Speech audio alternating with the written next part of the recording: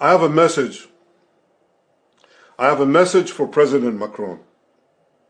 Today, Israel is defending itself on 7 fronts against the enemies of civilization.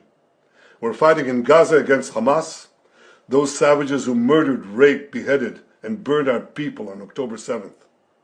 We're fighting in Lebanon against Hezbollah, the most heavily armed terror organization in the world, which was planning an even greater massacre than October 7th on our northern border, and that has rocketed Israeli towns and cities for nearly a year.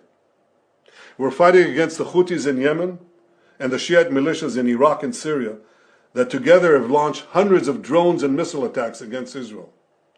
We're fighting against terrorists in Judea and Samaria who are trying to murder civilians in the heart of our cities. And we're fighting against Iran, which last week fired over 200 ballistic missiles directly at Israel, and which stands behind the 7-front war against Israel.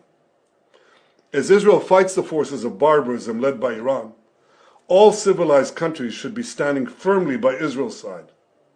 Yet President Macron and some other Western leaders are now calling for an arms embargo against Israel. Shame on them. Is Iran imposing an arms embargo on Hezbollah, on the Houthis, on Hamas, and on its other proxies? Of course not. The axis of terror stands together. But countries who supposedly oppose this terror axis call for an arms embargo on Israel. What a disgrace. Well, let me tell you this. Israel will win with or without their support. But their shame will continue long after the war is won.